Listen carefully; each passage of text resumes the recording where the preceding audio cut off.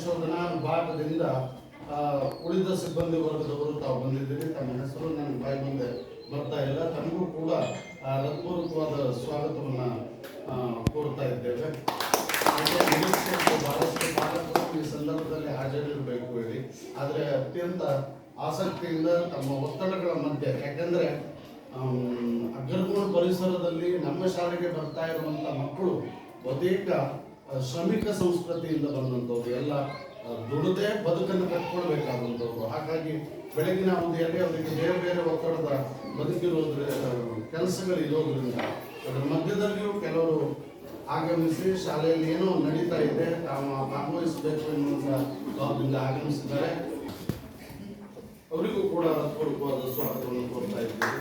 ಹಾಗೆ ಎಲ್ಲ ನಮ್ಮ ಶಾಲೆಯ ಮಕ್ಕಳನ್ನು ಪ್ರತಿನಿಧಿಸುವಂತೆ ಎಲ್ಲ ಮಕ್ಕಳನ್ನು ಇವತ್ತಿನ ಸಭೆಯಲ್ಲಿ ಬಳಸಿಕೊಳ್ಳುವುದಕ್ಕೆ ಭಾಗವಹಿಸುವುದಕ್ಕೆ ಕಷ್ಟ ಸಾಧ್ಯ ಆಗ್ತದೆ. ಹಾಗಾಗಿ ಎಲ್ಲ ಮಕ್ಕಳ ಪ್ರತಿನಿಧಿಗಳಾಗಿ ಅವರ ಮುಖವಾಣಿಗಳಾಗಿ 7ನೇ ತರಗತಿ ವಿದ್ಯಾರ್ಥಿಗಳಾದಂಥ ತಾವಿದ್ದೀರಿ. ತನಗೂ ಕೂಡ ಹೃತ್ಪೂರ್ವಕವಾದ ಅವರಿಗೂ ಕೂಡ ಹೃತ್ಪೂರ್ವಕವಾದ ಸ್ವಾಗತವನ್ನು ಕೋರ್ತಾ ಈಗ ಸಾಮಾಜಿಕ ಲೆಕ್ಕ ಪರಿಶೋಧನಾ ವಿಭಾಗದಿಂದ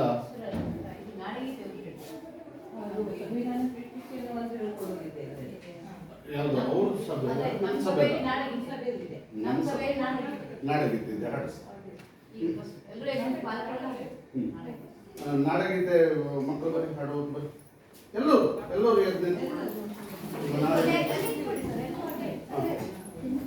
ಮಕ್ಕಳು ಆಡ್ಬೇಕು.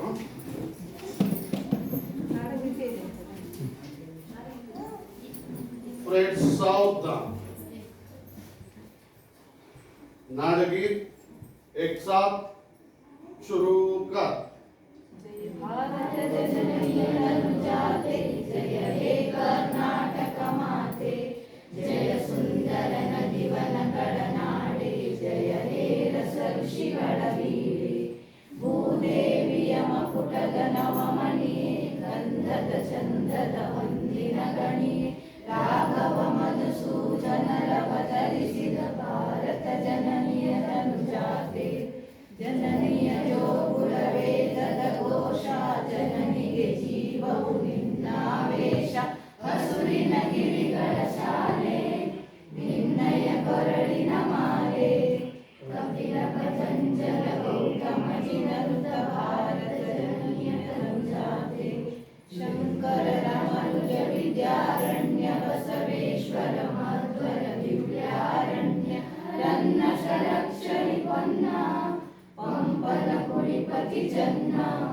ಕುಮಾರ ವ್ಯಾಸರ ಮಂಗಳಧಾಮ, ಕವಿ ಕೋಗಿಲೆಗಳ ಪುಣ್ಯಾರಾಮ, ನಾನಕ ರಾಮಾನಂದ ಕಬೀರರ ಭಾರತ ಜನನಿಯ ತನುಜಾತೆ, ತೈಲಪ ಹೊಯ್ಸಳ ನಾಡಿದ ನಾಡೆ, ಲಂಕಣ ಜಕಣರ ನೆಚ್ಚಿನ ವೀಳೆ, ಕೃಷ್ಣ ಶರಾವತಿ ತುಂಗ, ಕಾವೇರಿಯ ವರರಂಗ, ಚೈತನ್ಯ ಪರಮಹಂಸ ವಿವೇಕನ ಭಾರತ ಜನನಿಯ ತನುಜಾತೆ, ಸರ್ವ ಜನಾಂಗದ ಶಾಂತಿಯ ತೋಟ, ರಸಿಕಳ ಕಂಗಳ ಸೆಳೆಯುವ ನೋಟ, ಹಿಂದೂ ಕ್ರೈಸ್ತ ಮುಸಲ್ಮಾನ, ಪಾರಸಿಕ ಜೈನರುದ್ಯಾನ, ಜನಕನ ಹೋಲುವ ದೊರೆಗಳ ಧಾಮ, ಗಾಯಕ ವೈಣಿಕರ ರಾಮ, ಕನ್ನಡ ನುಡಿ ಕುಣಿದಾಡುವ ಗೇಹ, ಕನ್ನಡ ತಾಯಿಯ ಮಕ್ಕಳ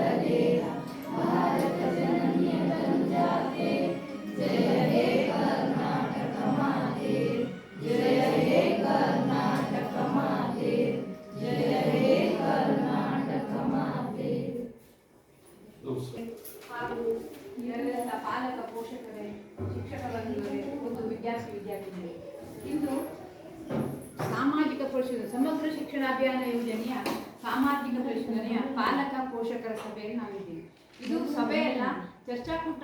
ಎಷ್ಟು ಯೋಜನೆಗಳು ತಮಗಾಗಿ, ತಮ್ಮ ಮಕ್ಕಳಿಗಾಗಿ, ಅಂದರೆ ನಮಗಾಗಿ, ನಮ್ಮ ಮಕ್ಕಳಿಗಾಗಿ ಬರ್ತಾ ಇದೆ. ಅದು ಯಾವ್ಯಾವ ಯೋಜನೆ ಬರ್ತಾ ಇದೆ, ಯಾವ ನಿಮಗೆ ಅದು ಸರಿಯಾಗಿ ತಲುಪಿದೆಯೋ ಹೇಗೆ, ಅದರ ಪ್ರಯೋಜನವನ್ನು ನೀವು ಯಾವ ರೀತಿ ಪಡ್ಕೊಂಡಿದ್ದೀರಿ, ಸಂಬಂಧಿಸಿದ ದಾಖಲಾತಿಯನ್ನು ಯಾವ ರೀತಿ ನಿರ್ವಹಿಸಿದ್ದಾರೆ, ಪ್ರತಿಯೊಂದು ವಿಷಯಗಳನ್ನು ಪರಿಶೀಲನೆ ಮಾಡುವ ಒಂದು ಉದ್ದೇಶದಿಂದ ಈ ಸಾಮಾಜಿಕ ಪರಿಶೋಧನೆಯನ್ನು ಸರ್ಕಾರ ಅಳವಡಿಸಿದೆ. ಈ ಸಮಗ್ರ ಶಿಕ್ಷಣ ಅಭಿಯಾನ ಯೋಜನೆಯ ಸಾಮಾಜಿಕ ಪರಿಶೋಧನೆಯು ಕಳೆದ ವರ್ಷದಿಂದ ಜಾರಿಯಲ್ಲಿ ಬಂದಿದೆ. ಕಳೆದ ವರ್ಷ 44 ಶಾಲೆಗಳು ಅಂದ್ರೆ ನಮ್ಮ ತಾಲೂಕಿನಲ್ಲಿ ಅಂಕೋಲ ತಾಲೂಕಿನಲ್ಲಿ 21 ಪಂಚಾಯತ್ಗಳಿದ್ದು ಪ್ರತಿಯೊಂದು ಪಂಚಾಯತ್ಗೆ 2ರಂತೆ 44 ಶಾಲೆಗಳ ಸಾಮಾಜಿಕ ಪರಿಶೋಧನೆಯನ್ನು ಕಳೆದ ವರ್ಷ ಮಾಡಿದ್ವಿ. ಈ ಸಲೂ ಸಹಿತ ಇದು 44ನೇ ಶಾಲೆ, ಕೊನೆಯ ಶಾಲೆ. 44 ಈ ಸಲ ಸಹಿತ 44 ಶಾಲೆಗಳ ಸಮಗ್ರ ಶಿಕ್ಷಣ ಅಭಿಯಾನ ಯೋಜನೆ ಸಾಮಾಜಿಕ ಪರಿಶೋಧನೆಯನ್ನು, ಜೊತೆಗೆ 4 ಶಾಲೆಗಳ ಮಧ್ಯಾಹ್ನ ಉಪಹಾರ ಯೋಜನೆಯ ಸಾಮಾಜಿಕ ಪರಿಶೋಧನೆಯನ್ನು ನಿಮ್ಮ ಶೈಕ್ಷಣಿಕ ಇಲಾಖೆಯಲ್ಲಿ ಮಾಡ್ತಾ ಇದ್ದೇವೆ. ತದನಂತರ ಈಗಾಗಲೇ ನಾವು ಒಟ್ಟು 6 ಯೋಜನೆಗಳ ಸಾಮಾಜಿಕ ಪರಿಶೋಧನೆಯನ್ನು ಮಾಡ್ತಾ ಇದ್ದೇವೆ. ಅಂದರೆ ಜಿಲ್ಲಾ ಪಂಚಾಯತ್ದ 2 ಯೋಜನೆ, ತಾಲೂಕು ಪಂಚಾಯತ್ದ 2 ಯೋಜನೆ, ಜಿಲ್ಲಾ ಪಂಚಾಯತ್ದು ಕೋಟಿ ಅನುದಾನ ಮತ್ತು 15 ಹಣಕಾಸು, ತಾಲೂಕು ಪಂಚಾಯತ್ದು ಕೋಟಿ ಅನುದಾನ ಮತ್ತು 15 ಹಣಕಾಸು, ಗ್ರಾಮ ಪಂಚಾಯತ್ ಮಹಾತ್ಮ ಗಾಂಧಿ ರಾಷ್ಟ್ರೀಯ ಉದ್ಯೋಗ ಯೋಜನೆ ಮತ್ತು 15ನೇ ಹಣಕಾಸು, ಹಾಗೂ ಸಮಗ್ರ ಶಿಕ್ಷಣ ಅಭಿಯಾನದ ಶೈಕ್ಷಣಿಕ ಶಿಕ್ಷಣ ಮಾಡ್ತಾ ಇದ್ದೇವೆ. ಒಟ್ಟು ಸಾಮಾಜಿಕ ಪರಿಶೋಧನೆಯನ್ನು ಮಾಡ್ತಾ ಇದ್ದೇವೆ. ಇದಕ್ಕೂ ಪೂರ್ವದಲ್ಲಿ ಸಾಮಾಜಿಕ ಪರಿಶೋಧನೆ ಅಂತ ಯಾಕೆ ಇಟ್ಕೊಳ್ತು ಅಂದ್ರೆ, ನಮಗೆಲ್ಲ ಗೊತ್ತಿರುತ್ತೆ ಮಹಾತ್ಮ ಗಾಂಧಿ ರಾಷ್ಟ್ರೀಯ ಉದ್ಯೋಗ ಖಾತ್ರಿ ಯೋಜನೆ ನಮ್ಮ ಜಿಲ್ಲೆಗೆ ಯಾವಾಗ ಬಂತು ಆವಾಗಲೇ ಈ ಸಾಮಾಜಿಕ ಪರಿಶೋಧನೆಯನ್ನು ಹುಡ್ಕೊಂಡು ಹೆಸರೇ ಸೂಚಿಸುವಂತೆ ಸಮಾಜದೊಡನೆ ಬೆರೆತು ಮಾಡುವಂಥದ್ದು. ಸಾಮಾನ್ಯವಾಗಿ ನಿಮ್ಮ ಶಾಲೆಯಲ್ಲಿ ಸಾಕಷ್ಟು ಇನ್ಸ್ಪೆಕ್ಷನ್ಗಳಾಗ್ತವೆ. BO ಬರ್ತಾರೆ, CDP ಅವ್ರು ಬರ್ತಾರೆ, ಯಾರ್ಯಾರು ಎಲ್ಲ ಶೈಕ್ಷಣಿಕ ಸಂಬಂಧಪಟ್ಟಂತ ಅಧಿಕಾರಿಗಳು ಬರ್ತಾರೆ. ಬಂದು ಮಕ್ಕಳೊಡನೆ ಮಕ್ಕಳ ಪ್ರಶ್ನೆ ಕೇಳಿ ಮಕ್ಕಳನ್ನು ಚರ್ಚೆ ಮಾಡಿ ದಾಖಲಾತಿಗಳನ್ನ ಪರಿಶೀಲಿಸಿ ಅವರು ವರದಿಯನ್ನು ಕೊಡ್ತಾರೆ.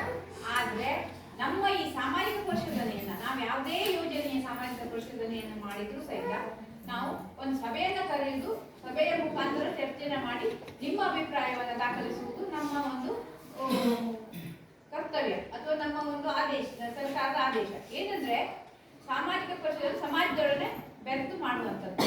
ಇಲ್ಲಿ ಇನ್ನೊಂದು ಉದ್ದೇಶ ಅಂದ್ರೆ ನಿಮ್ಮ SDMCಯ ಸಭೆಗಳು ಅಥವಾ ನಿಮ್ಮ ಶಾಲೆಗೆ ಸಂಬಂಧಪಟ್ಟಂತೆ ಯಾವುದೇ ಸಭೆಗಳಿದ್ದು ನಿಮ್ಮ SDMC ಅಧ್ಯಕ್ಷರಾಗಿರ್ತಾರೆ. ಆದ್ರೆ ನಮ್ಮ ಈ ಸಾಮಾಜಿಕ ಪರಿಶೋಧನೆಗೆ ಮಾತ್ರ ಶಿಕ್ಷಣ ಪ್ರೇಮಿಗಳು, ಊರ ಹಿರಿಯರು ಅಥವಾ ಯಾರಾದ್ರೂ ಒಬ್ಬರನ್ನ ಕರೆಸ್ಕೊಂಡು ಅವರು ಈ ಸಭೆಯ ಅಧ್ಯಕ್ಷರಾಗಿರ್ತಾರೆ. ಇವತ್ತು ನಮ್ಮ ಈ ಸಭೆಯ ಘನಾಧ್ಯಕ್ಷತೆಯನ್ನ ನಮ್ಮ ಶ್ರೀಕಾಂತ್ ಸರ್ ಅವರು ವಹಿಸ್ಕೊಂಡಿದ್ದಾರೆ. ಯಾಕೆ ಅವರನ್ನು ಮಾಡಬೇಕು ಅಂದ್ರೆ ಅನುಷ್ಠಾನವನ್ನ ಬಂದಂತ ಯೋಜನೆಗಳ ಅನುಷ್ಠಾನವನ್ನ ಶಿಕ್ಷಕರು, ಪಾಲಕರು, ಮಕ್ಕಳ ಜೊತೆ ಆಗಿರೋದ್ರಿಂದ ಅವರು ಅದಕ್ಕೆ ದೃಢೀಕರಣವನ್ನು ಕೊಡ್ಲಿಕ್ಕೆ ಆಗೋದಿಲ್ಲ.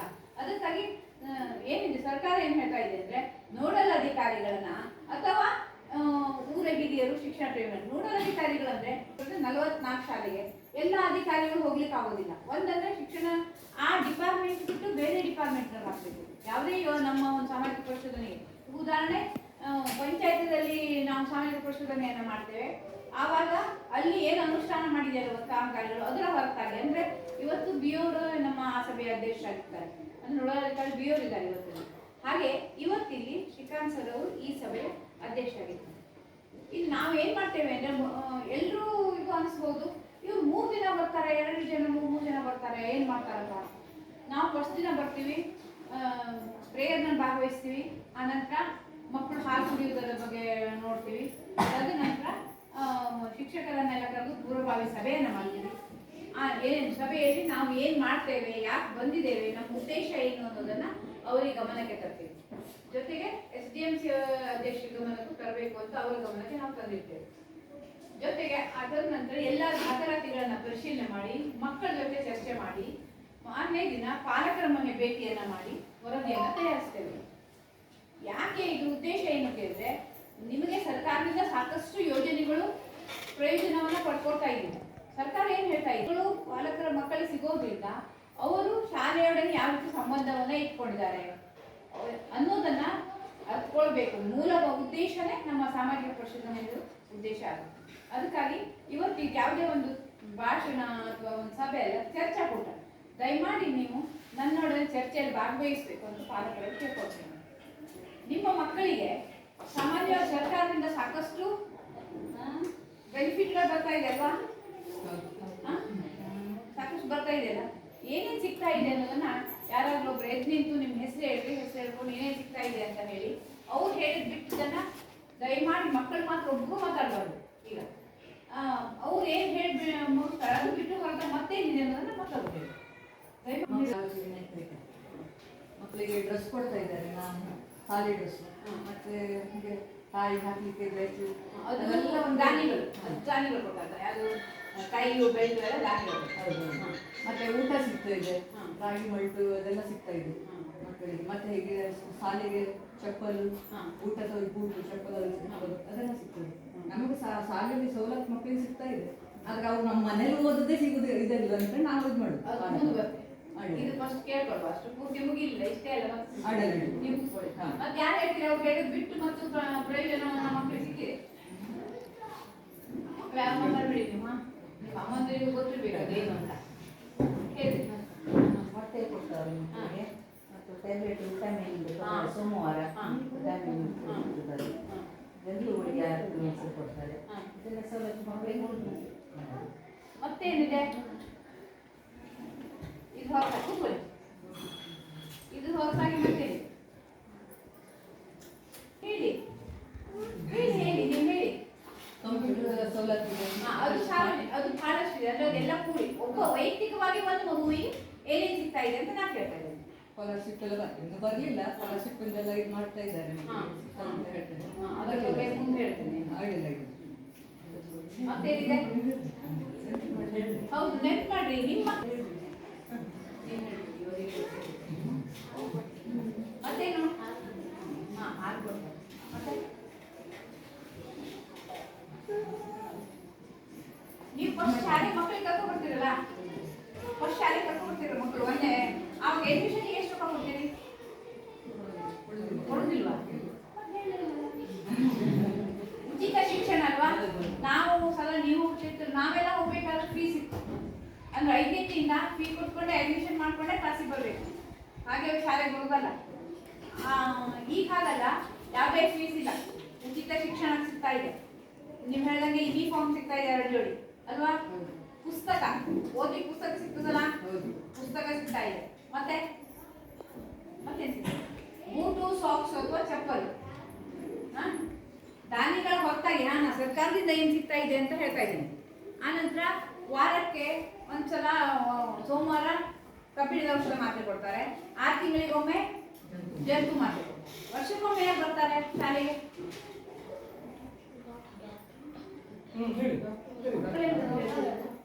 ಮಕ್ಕಳೇ ಹೇಳ್ತೀರಿ ಅಂತ ಹೇಳಿ ನಿಮ್ಮ ತಾಯಂದಿರಿಗೂ ಬಾಲಕರಿಗೂ ಗೊತ್ತಿರ್ಬೇಕು. ಡಾಕ್ಟರ್ ಬರ್ತಾರಲ್ವಾ, ಗೊತ್ತಿದೆಯಾ ಅದು? ಅವಾಗ ಡಾಕ್ಟರ್ ಟೆಸ್ಟ್ ಮಾಡಿ ಎಷ್ಟು ಹಣ ಕೊಡ್ತೀರಿ ನೀವು? ಉಚಿತ ವೈದ್ಯಕೀಯ ತಪಾಸಣೆ ಮಾಡ್ತಾರೆ ಅಲ್ವಾ?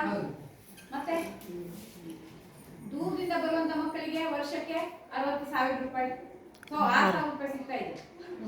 ಅಂದ್ರೆ ಒಂದು ವಿಷಯ ಕೇಳಿ, ಈಗ ನಿಮ್ಮ ಶಾಲೆಯಲ್ಲಿ ಹಾಕಿದಾರಂತೆ, ಇನ್ನು ಬರಲಿಲ್ಲ, ಬರ್ತದೆ ಒಂದು. ಮತ್ತೆ ಅದು ಸಿಗ್ಬೇಕಾದ್ರೆ ಸಮೀಪದಲ್ಲಿ ಮತ್ತೆ ಯಾವ್ದು ಶಾಲೆ ಇರ್ಲಿಕ್ಕಿಲ್ಲ. ಶಾಲೆ ಇದ್ರೆ ಆ ಶಾಲೆ ಬಿಟ್ಟು ಬೇರೆ ಶಾಲೆಗೆ ಬರಲು ಸಿಗುದಿಲ್ಲ, ಅದೊಂದು. ಇನ್ನೊಂದೇನಂದ್ರೆ ಇದ್ರ ಹೊರತಾಗಿ ಮತ್ತೆ ಇಲ್ಲಿ 2 ಹಂತ ಇದೆ. ಒಂದು ಮಧ್ಯಾಹ್ನ ಉಪಹಾರ ಯೋಜನೆ ಮತ್ತು ಸಮಗ್ರ ಶಿಕ್ಷಣ ಅಭಿಯಾನ ಯೋಜನೆ ಅಂತ. ನಾನಿವತ್ತು ನಿಮ್ಮ ಹತ್ರ ಕೇಳ್ತಾ ಇರೋದೆಲ್ಲ ಸಮಗ್ರ ಶಿಕ್ಷಣ ಅಭಿಯಾನಕ್ಕೆ ಸಂಬಂಧಪಟ್ಟಂತೆ. ಈಗ ಮಧ್ಯಾಹ್ನ ಉಪಹಾರ ಯೋಜನೆ ಸಂಬಂಧಪಟ್ಟಂತೆ ನೀವು ಹೇಳಿದ್ರಲ್ಲಿ ಮೊಟ್ಟೆ, ಬಾಳೆಹಣ್ಣು, ಊಟ ಅಂತ, ಅದೆಲ್ಲ ಸಮಗ್ರ ಶಿಕ್ಷಣ, ಇದು ಮಧ್ಯಾಹ್ನ ಉಪಹಾರ ಯೋಜನೆಗೆ ಸಂಬಂಧಪಡ್ತದೆ. ಈ ಸಮಗ್ರ ಶಿಕ್ಷಣ ಅಭಿಯಾನ ಯೋಜನೆಗೆ ನೀವು ಹೇಳಿದ್ರಲ್ಲ ಈ ಸಲ, ಇವೆಲ್ಲ ನಿಮ್ಮ ಮಕ್ಕಳಿಗೆ ಸಿಕ್ಕಿದ್ಯಾ? ಕರೆ ಹೇಳಿ, ಇಲ್ಲ ಸಿಕ್ಕಿಲ್ಲ ಅಂತ ಸಿಕ್ಕಿಲ್ಲ ಅಂತ ಹೇಳಿ. ಸಿಕ್ಕಿದ್ಯಾ? ಸಿಕ್ಕಿದ್ಯಾ? ನಮಗ್ ಬೇಡ ಕೊಡುದು, ನೀವು ಸಿಕ್ಕಿದ್ಯಾ ನಿಮ್ಗೆ? ಕಡೆಗೆ ಆಯ್ತು. ಇದಿಷ್ಟು ಮಕ್ಕಳಿಗೆ ಪ್ರಯೋಜನ. ಪಾಲಕರಿಗೆ ಇದರಿಂದ ಏನ್ ಬೆನಿಫಿಟ್ ಇದೆ? ಪಾಲಕರಿಗೆ ಏನ್ ಪ್ರಯೋಜನ ಇದೆ ಇದರಿಂದ? ಪಾಲಕರಿಗೆ ಪ್ರಯೋಜನ ಇದೆಯೋ ಇಲ್ವೋ ಅದೊಂದು ಕ್ವಶನ್ ಇದೆ ಅಲ್ಲ? ಹಾಗಾದ್ರೆ ಏನಿದೆ ಹೇಳಿ?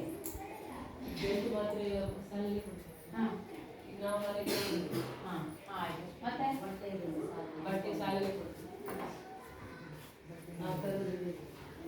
ಮಧ್ಯಾಹ್ನದ ಊಟದ ವ್ಯವಸ್ಥೆ ಮನೆಯಲ್ಲೇ ಮಾಡ್ಬೇಕಂತ ಇರುವುದಿಲ್ಲ, ಇಲ್ಲೇ ಇರ್ತದೆ.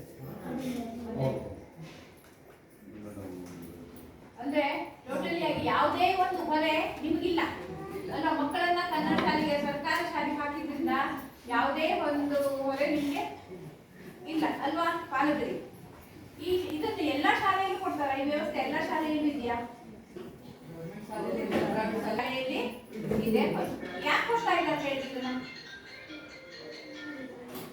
ಯಾಕೆ ಕೊಡ್ತಾ ಇದ್ದಾರೆ?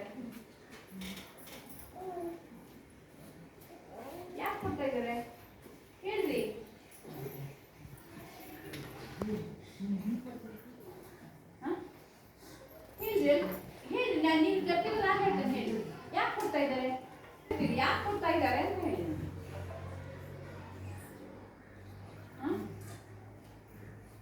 ನೀವು ಹೇಳಿ, ನಿಮ್ಗೆ ಗೊತ್ತಿದ್ರೆ ನಮ್ಮ ಮಕ್ಕಳು ಬೇರೆ ಕಡೆ ಎಲ್ಲ ಹೋಗಬಾರ್ದು, ನಮಗೆ ಇಲ್ಲೇ ಹತ್ರನೇ ಸವಲತ್ತು ಸಿಗುವಾಗ ಬೇರೆ ಕಡೆ ಯಾಕೆ ಹೋಗ್ಬೇಕು?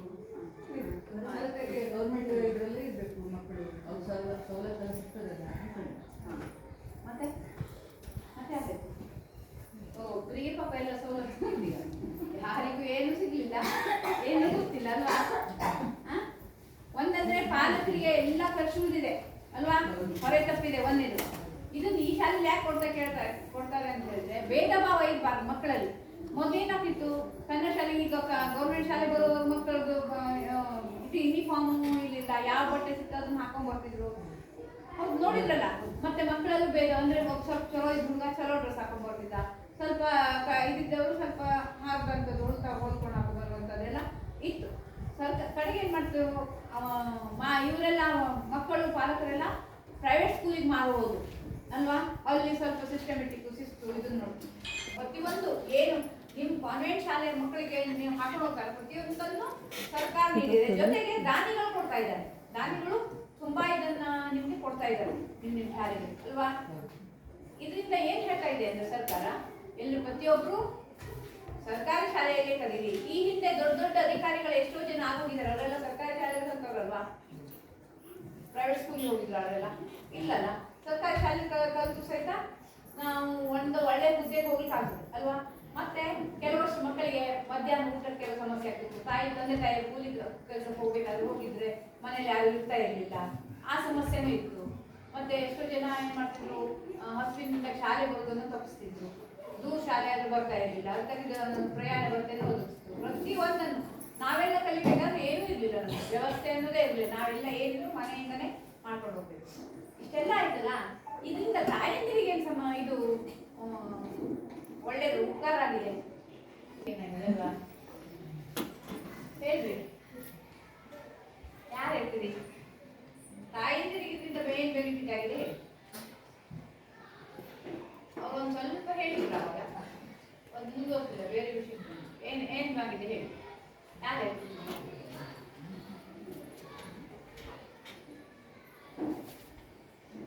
ಏನಾಗಿದೆ ತಾಯಂದಿರಿಗೆ ಏನ್ ಬೆನಿಫಿಟ್ ಆಗಿದೆ? ಮಕ್ಕಳಿಗೆ ಶಾಲೆಗೆ ತನಕ ಜವಾಬ್ದಾರಿಯಿಂದ ಮತ್ತೆ ಶಾಲೆ ಬರೋ ತನಕ ಮಕ್ಕಳು ತಾಯಿ ಜವಾಬ್ದಾರಿ, ಕಾಲೇಜಿಂದ ಕರ್ಕೊಂಡು ಹೋಗಿ ಮುಗಿಸೋ ತನಕ ಸೇರ್ಕೊಂಡು ಬರ್ತದೆ ಶಾಲೆ. ನಿಮಗೇನು ಪ್ರಯೋಜನ ಆಗಿದೆ ಅಂತ ನೋಡ್ತೀರಾ ನೀವು? ಒಂದು ವಿಷಯ, ನಿಮಗೆ ರಜೆ ಇರ್ತದಲ್ಲ ಈ ಮಕ್ಕಳಿಗೆ, ಅವ್ರ ಮಕ್ಕಳು ಮನೇಲಿ ಖುಷಿ ಅಂತ ಹೇಳಿಲ್ಲಲ್ಲ, ಏನ್ ಬೆನಿಫಿಟ್ ಇದೆ? ಬೆಳಿಗ್ಗೆ 9 ಗಂಟೆ ತಂದು ಮಕ್ಕಳನ್ನ ಇಲ್ಲಿ ಬಿಡ್ತೀರಿ ನೀವು, 4:30 ಕರ್ಕೊಂಡು ಹೋಗ್ತೀವಿ ಅಲ್ವಾ, 4:30 ಕರ್ಕೊಂಡು ಹೋಗ್ತೀವಿ. ಅಲ್ಲಿ ತನಕ ನೀವು ಏನು ಕೆಲಸ ಇದ್ರೂ ಮಾಡ್ಕೊಳ್ಳಿಕ್ಕಾಗ್ತದೆ. ಫಸ್ಟ್ ಹೇಳ್ಬೇಕಂದ್ರೆ ಎಲ್ಲಾದ್ರೂ ನೀವು ಹೋಗ್ತೀವಿ ಅಂತ ರೆಡಿ ಆದ್ರೆ ರಿಲೇಷನ್ ಮನೆಗೋ ಅಥವಾ ಇದು ಪೇಟೆಗೋ ಎಲ್ಲ ಹೋಗ್ಬೇಕಂದ್ರೆ ಮಕ್ಕಳು ತಾವು ಬರ್ತೀವಿ ಅಂತ ಇದು ಮಾಡ್ತಿದ್ರಲ್ಲ, ಅವ್ ಮಕ್ಕಳು ಕರ್ಕೊಂಡು ಹೋಗ್ಕೊಂಡ್ರೆ ನಿಮ್ಗೆ ಸಮಸ್ಯೆಗಳು ಸಾಕಷ್ಟು ಬರ್ತಿದ್ದ ಇಲ್ಲ ಹೋಗ್ತಿರಲ್ಲ. ಈಗ ಸಮೀಪದಲ್ಲಿ ನೋಡಿ ಒಂದು ಸತ್ಯನಾರಾಯಣ ಪೂಜೆ ಇತ್ತು ಅಥವಾ ಸೀರೆ ಕೊಡ್ದಿತ್ತು ಅಥವಾ ಹೆಸರಾಡ್ಕೋದಿತ್ತು ಏನಾದ್ರು ಇದ್ರೆ ಅವ್ರು ಶಾಲೆಗೆ ಹೋಗಿ ಅವ್ರನ್ನ ತಂದು ಇಲ್ಲಿ ಬಿಟ್ಟು ನೀವು ಅಲ್ಲಿ ಹೋಗಿ ಅವ್ರು ಬರೋ ತನಕ ಮುಗಿಸ್ಕೊಂಡು ಬರೀ ಆಗ್ತದೆ ಇಲ್ಲ ಆಗ್ತದಲ್ಲ. ಅದು ನಿಮ್ಗೆ ಪ್ರಯೋಜನ ಆಯ್ತಾ ಈಗ? ಇಲ್ಲ ಆದ್ರೆ ಅವರಿಗೆಲ್ಲ ವ್ಯವಸ್ಥೆ ಮಾಡಿ ಕೊಡ್ಬೇಕಾಗಿತ್ತು ಒಂದು. ಎರಡನೇದಂದ್ರೆ ಮಕ್ಕಳು ಬರ್ತೇವೆ ಅಂತ ತೀರುವವ್ರು ಜಾಸ್ತಿ ಅಲ್ವಾ, ಸಣ್ಣ ಮಕ್ಕಳು ಮತ್ತೆ ತಾವು ನಿಮ್ಮ ಜೊತೆ ಬರ್ತೇವೆ ಅಮ್ಮ ಅಂತ ಮಾಡೋರು ಜಾಸ್ತಿ, ಇದು ತಪ್ಪು. ಜೊತೆಗೆ ಟೆನ್ಷನ್ ಇಲ್ಲ, ನಮ್ಮ ಮಕ್ಕಳು ಶಾಲೆ ಸುರಕ್ಷಿತವಾಗಿರ್ತಾರೆ ಅಲ್ಲ. ಇನ್ನು ರಜೆಯಲ್ಲಿ ನಿಮ್ಗೆ ಮಕ್ಕಳು ಮನೆ ನೋಡಿದ್ರೆ ತೊಂದರೆ ಅಂದ್ರಲ್ವಾ, 2 ಅಥವಾ 3 ಮಕ್ಕಳು ಇರ್ತಾರೆ. ಈ ಶಾಲೆಯಲ್ಲಿ ಪ್ರತಿ ದಿವಸ ಶಿಕ್ಷಕರು ಎಲ್ಲಾ ಮಕ್ಕಳನ್ನು ಸಂಭಾಳಿಸ್ಕೊಂಡು ನಾವು ನೀವು ಕಲಿಬೇಕಾದ್ರೆ ಶಿಕ್ಷಣ ಬಂದಿತ್ತು, ಅಲ್ಲಿಂದ ಬರ್ತಿದ್ರು ಕೋಲ್ ತಗೊಂಡು ಬಂದು ಕುಳಿಸಿ ಶಿಕ್ಷಣವನ್ನು ಕಲಿಸ್ತಿದ್ರು. ಈಗ ಎಲ್ಲಾ ಸವಲತ್ತನ್ನ ಸರ್ಕಾರ ಕೊಟ್ಟಿದ್ದು ಮಕ್ಕಳಿಗೆ ಜೋರ್ ಮಾಡಬೇಡಿ, ಮಕ್ಕಳಿಗೆ ಹೊಡಿಬೇಡಿ ಅಂತ ಅಲ್ವಾ. ಅದರಿಂದ ಏನಾಗ್ತಾ ಇದೆ ಅಂದ್ರೆ ಮಕ್ಕಳನ್ನ ಕಂಟ್ರೋಲ್ ತರಲಿಕ್ಕೆ ಬಹಳ ಕಷ್ಟ ಆಗ್ತಾ ಇದೆ. ನಮ್ಗೆ ಮನೆಯಲ್ಲಿ 2 ಮಂದಿ ಮಕ್ಕಳು ತರಬೇಕಾದ್ರೆ ಸಾಕಷ್ಟು ಇದಾಗ್ತದೆ. ಒಂದು ರಜೆ ಆದ್ರೆ ತಲೆಯೆಲ್ಲ ಚೆಸ್ಕೊಳ್ತೇವೆ ನಾವು, ಇವ್ರು ಯಾಕೆ ಮನೇಲಿ ಉಳಿದ್ರಪ್ಪ ಅಂತೇವೆ. ಕಡೆ ಮಕ್ಕಳು ಕೊಡೋದು ಕೊಟ್ಟು ಕುಳಿಸ್ಬಿಡ ಮಕ್ಕಳಿಗೆ ಅಲ್ವಾ. ಇದೆ ಒಂದೇ. ಎರಡನೇದಂದ್ರೆ ಈಗ ನೋಡ್ರಿ ಶಾಲೆಯಲ್ಲಿ ಅಷ್ಟು ಮಕ್ಕಳನ್ನ ಬೆಳಿಗ್ಗೆ ಬಂದ ತಕ್ಷಣ ಮೊದಲೇ ಶಿಕ್ಷಣ ಒಂದೈತೆ, ಈಗ ಬೆಳಿಗ್ಗೆ ಬಂದ ತಕ್ಷಣ ಪ್ರೇಯರ್ ಮಾಡ್ಬೇಕು, ಸ್ವಚ್ಛತೆ ಮಾಡ್ಬೇಕು, ಮಾಡ್ತಾರೆ. ಎಷ್ಟು ಜನ ಹಾಲು ಕುಡಿದ್ರು ಅಟೆಂಡೆನ್ಸ್ ಅನ್ನ ಕಳಿಸ್ಬೇಕು. ನಂತರ ಯಾವ್ದಾದ್ರು ಟ್ರೈನಿಂಗು ಅಥವಾ ಇಂಥ ನಮ್ಮಂತ ಸಭೆಗಳೇನಾದ್ರು ಬಂದ್ರೆ ಅದಕ್ಕೆ ಅಟೆಂಡ್ ಮಾಡ್ಬೇಕು, ಜೊತೆಗೆ ಕಲಿಸ್ಬೇಕು. ಈಗ ಎಲ್ಲಿ ಮೊದಲೇನೆ ಇತ್ತು ಕಲಿಸೋದೊಂದೇ ಇತ್ತು, ಈಗ ಎಲ್ಲ ಉಳಿತರೆ ಕೆಲಸದ ಮಧ್ಯದಲ್ಲಿ ಕಲಿಸ್ಲಿಕ್ಕೆ ಸಮಸ್ಯೆ ಆಗ್ತಾ ಇದೆ ಅಲ್ವಾ. ಮತ್ತು ಒಂದಂದ್ರೆ ಅಡಿಗೆಯವರಿಗೆ ಯಾವಾಗ ನೇಮಕ ಮಾಡ್ಕೊಂಡಿದ್ರು ಹೇಳ್ರಿ? ಕೇವಲ ಒಂದು ಅನ್ನ ಮತ್ತು ಸಾರು ಮಾಡ್ಬೇಕಾದ್ರೆ ನೇಮಕ ಆಗಿತ್ತು. ಅದರಿಂದ ಅವ್ರಿಗೆ ಏನು ಬೆನಿಫಿಟ್ ಇಲ್ಲ. ಈಗ ಅದು ಅಂತ ಕೆಲಸದ ಹೊರ ಹೆಚ್ಚಾಗಿದೆ, ಜೊತೆಗೆ ಅವ್ರಿಗೆ ಕೊಡುವಂತ ಪಗಾರ ಭಾಳ ಕಡಿಮೆ. ಈಗ ನೋಡ್ರಿ, ಒಂದು ಕೂಲಿ ಕೆಲಸಕ್ಕೆ ಹೋದ್ರೆ ಬೇರೆ ಕಡೆ ಹೋದ್ರೆ ಅವ್ರಿಗೆ ಜಾಸ್ತಿ ಸಿಗ್ತದೆ. ಇಲ್ಲಿ ಶಾಲೆ ಅಡಿಗೆ ಮಾಡ್ಲಿಕ್ಕೆ ಬಂದು ಒಂದು ಹೊತ್ತು ಮಾಡಿ ಮತ್ತೊಂದು ಹೊತ್ತು ಕೆಲಸ ಮಾಡ್ಕೊಳ್ಳುವ ಅಂದ್ರೆ ಆಗುದಿಲ್ಲ. ಇಲ್ಲ ಲೇಟ್ ಆಗಿಬಿಟ್ಟು ಕೆಲಸಕ್ಕೆ ಯಾಕೆ ಹೋಗ್ತಾರೆ ಅಷ್ಟೊತ್ತಿಗೆ. ಅಲ್ಲ ಮತ್ತೊಂದೇನಂದ್ರೆ ಎಲ್ಲ ಮಕ್ಕಳನ್ನು ಸಂಭಾಳಿಸ್ಬೇಕು ಕಷ್ಟ ಆಗ್ತದೆ ಶಿಕ್ಷಕರಿಗೆ. ಮತ್ತೆ ಅಷ್ಟೇ ಟೈಮ್ ಮಧ್ಯಾಹ್ನದಲ್ಲಿ ಮಕ್ಕಳನ್ನು ನೋಡ್ಬೇಕು, ಅವರು ಊಟ ಮಾಡ್ಕೊಳ್ಬೇಕು, ಮತ್ತೆ ಕ್ಲಾಸ್ ಸ್ಟಾರ್ಟ್ ಮಾಡ್ಬೇಕು. ಈ ರೀತಿ ಸಮಸ್ಯೆ ಇದೆ. ಅವಾಗ ಸರ್ಕಾರ ಏನ್ ಹೇಳ್ತಾ ಇದೆ, ಇದು ಎಲ್ಲ ತಂದು ನೀವು ಹೊರೆ ಮಾಡಿದ್ದೀರಿ ಅಂತ ಸರ್ಕಾರ ಹೇಳಿದಾಗ ತಾಯಂದಿರ ಸಮಿತಿ ಅಂತ ಮಾಡಿದಾರಲ್ಲ ಗೊತ್ತಿದೆಯಲ್ಲ? ಯಾರ್ಯಾರು ಇದ್ದೀರಿ ಅಂತ ಗೊತ್ತಿದ್ಯಾ? ಬಂದದ್ದೇ ಇಲ್ಲ, ಒಂದು ಪಟ್ಟಿ ಸರಿಯಾಗಿ ಗೊತ್ತಿಲ್ಲ, ನಾವು ಎಂತ ಹಾಕಿದ್ದೇವೆ ಅಂತ ಗೊತ್ತಿಲ್ಲ ನಮಗೆ ಅಲ್ಲ. ಆ ತಾಯಂದಿರ ಸಮಿತಿ ಅಂದ್ರೆ ಮಕ್ಕಳ ಪಾಲಕರು ತಾಯಂದಿರು ಇರ್ತಾರಲ್ಲ, ಅಮ್ಮಂದಿರು. ಸರ್ಕಾರ ಏನ್ ಹೇಳ್ತಾ ಇದೆ ಅಂದ್ರೆ ದಿವಸ ಒಬ್ಬರು ಬಂದು ಇಡೀ ದಿನ ಅಲ್ಲ, ಮತ್ತೆ ನನಗೆ ಗೋಯ್ ಹಾಕೋದಿಲ್ಲ, ಇಡೀ ದಿವಸ ಅಲ್ಲ, ಒಂದು 11 ಗಂಟೆಗೆ ಬಂದು ಅಟ್ಲೀಸ್ಟ್ 1:30-2 ಗಂಟೆ ತನಕ ಮಕ್ಕಳ ಜೊತೆ ಇದ್ದು ಆ ಊಟ ಬಡಿಸ್ಬೇಕಾದ್ರೆ ಅವರು ಸ್ವಲ್ಪ ಹೆಲ್ಪ್ ಮಾಡಿ. ಮಕ್ಕಳು ಯಾಕೆ ಊಟ ಮಾಡ್ತಾರೆ, ಅಡಿಗೆಯವ್ರು ಯಾಕೆ ಅಡುಗೆ ಮಾಡ್ತಾರೆ, ಸ್ವಚ್ಛ ಮಾಡ್ಕೊಳ್ತಾರೆ, ಹೇಗೆ ಪ್ರತಿಯೊಂದನ್ನು ನೀವು ವೀಕ್ಷಣೆ ಮಾಡಬೇಕು. ನಿಮಗೂ ಅದು ಗೊತ್ತಿರಬೇಕು. ನೀವು ಅದನ್ನ ಅವ್ರಿಗೆ ಬಡಿಸೋಲ್ಲಿ ಹೆಲ್ಪ್ ಮಾಡಿ. ನಂತರ ನೀವು ಊಟದ ರುಚಿಯನ್ನು ನೋಡಿ ಒಂದು ರುಚಿ ಪುಸ್ತಕ ಇದೆ, ಅದರೊಳಗೆ ನೀವು ಬರೆದಿಟ್ಟು ಹೋಗ್ಬೇಕು ಅಂತ ಇದೆ ಸರ್ಕಾರ. ಈಗ ಇದನ್ನ ಯಾಕೆ ಹೇಳ್ತಾ ಇದೆ ಅಂದ್ರೆ ಪ್ರತಿಯೊಂದು ಸಭೆಯಲ್ಲೂ ಇದನ್ನ ಶಿಕ್ಷಕರಿಗೆ ಪಾಲಕರಿಗೆ ತಿಳಿಸಬೇಕು. ಬಾಲಕ ಶಿಕ್ಷಕ ಒಂದು ಮನೆ ಅಲ್ವಾ. ಈಗ ನೀವು ಇಲ್ಲಿ ಮಕ್ಕಳು ನಿಮ್ಮ ಮನೆ ಕಳೆಯೋಕ್ಕಿಂತ ಹೆಚ್ಚು ಟೈಮಲ್ಲಿ ಕಳೀತಾರೆ. ಯಾಕೆ ಹೇಳ್ರಿ? ರಾತ್ರಿ ಈಗ ಸಂಜೆ ಹೋದ ತಕ್ಷಣ ಓದು ಊಟ ಮಾಡೋದು ಮಲಗುದು, ಮತ್ತೆ ಬೆಳಿಗ್ಗೆ ಇಲ್ಲೇ ಬಂದು ಹೋಗ್ತೀರಿ. ಅದಕ್ಕಾಗಿ ಈಗ ನೀವು ಬರ್ದೇನೆ ಇದ್ದು ನಾವು ಅಲ್ಲಿ ಟೀಚರ್ ಇದ್ದಾರೆ, ನಮ್ಗೆ ಅವ್ರ ಮೇಲೆ ಭರವಸೆ ಇದೆ, ಹೋಗ್ತೇನೆ ನಾನು ಟೀಚರ್ ನಾನು ಇರೋದು ನನ್ನ ಕರ್ತವ್ಯ. ಈಗ ಇವತ್ತು ನೀವು ಈಗ ನಾ ಬಂದೆ, ಇವತ್ತು ನಾ ಬಂದ್ರೆ ಉಳಿದ ಮಕ್ಕಳು ಅವ್ರು ಆ ಮೇಡಮ್ ಹೇಳ್ಕೊಡ್ತಾರೆ, ಮತ್ತೆ ನಮ್ಮ ಅಮ್ಮನ ಹತ್ರ ಹೇಳ್ತಾರೆ, ಅವರು ಅಲರ್ಟ್ ಆಗ್ತಾರೆ. ಉಳಿದವರು ಒಬ್ಬರು ದಿವಸ ಒಬ್ಬರು ತಾಯಿಯಿಂದ ಬಂದ್ರೆ 1-1.5-2 ತಾಸು, ಹೆಚ್ಚಂದ್ರೆ 2.5 ತಾಸು ಆಗ್ತದೇನೋ. ಅಷ್ಟರೊಳಗೆ ಬಂದು ನೀವು ಸಹಿತ ಅವ್ರ ಬೆರೆತು ಅವ್ರು ಊಟ ಮಾಡೋರು ಯಾವ ರೀತಿ ಮಾಡ್ತಾರೆ ಅನ್ನೋದನ್ನು ನೋಡಿ ನೀವು ಇದು ಮಾಡಿ ರುಚಿ ಪುಸ್ತಕದಲ್ಲಿ ಬರೆದಿಟ್ಟು ಹೋಗ್ಬೇಕು. ಅದು ಯಾವಾಗಲೇ ಇದೆ, ಆದ್ರೆ ಕಡ್ಡಾಯವಾಗಿ ಅದನ್ನ ಜಾರಿಗೆ ತರಬೇಕು ಅಂತ ಇದೆ ಸರ್ಕಾರ. ಅದಕ್ಕಾಗಿ ನೀವು ಇದರೊಳಗೆ ಭಾಗವಹಿಸಬೇಕು. ಮುಂದಿನ ಸಲ ನಾನು ಬಂದಾಗ ನೀವೆಲ್ಲರೂ ತಾಂಬಂದು ಎಷ್ಟು ಜನ ಇಲ್ಲಿ ಶಾಲೆ ಊಟ ಮಾಡಿದ್ರಿ? ಎಲ್ಲವಲ್ಲ, ಇಲ್ಲಿ ಫಂಕ್ಷನ್ ಇದ್ದಾಗಲ್ಲ, ಬಾಕಿ ದಿವಸ ಇದು ಇರ್ತದೆ ಎಂತಕ್ಕೆ ಎಂತ ಊಟ ಅಂತಾರೆ ಮೇಡಮ್, ಅದು ವಿಶೇಷ ಭೋಜನ ಇದ್ದಾಗ ಎಲ್ಲರೂ ಮಾಡ್ತಾರೆ. ಚಿಕನ್ ಮಾಡ್ಕೊಂಡೆ ಎಲ್ಲ ನೆಂಟರು ಕರೀದಲ್ಲ. ನೀವು ಶಾಲೆಗೆ ನೆಂಟ್ರಲ್ಲ, ನೀವು ಮಕ್ಕಳ ಪಾಲಕರು. ಎಷ್ಟು ಜನ ಬೇರೆ ದಿವಸ ಎಷ್ಟು ಜನ ಬಂದು ರುಚಿ ನೋಡಿದ್ರಿ? ನೀವು ನೋಡಿದ್ರಿ ಒಬ್ರೆ, ಮತ್ತೆ ಯಾರು ಬಂದಿದ್ರಾ? ನೀವು ಬಂದಿದ್ರ ಮೇಡಮ್? ಇನ್ನು ಮುಂದೆ ಪ್ರತಿಯೊಬ್ರು ಎಷ್ಟು ಜನ ಇದ್ದೀರಿ ಹೇಳಿ ತಾಯಂದಿರು?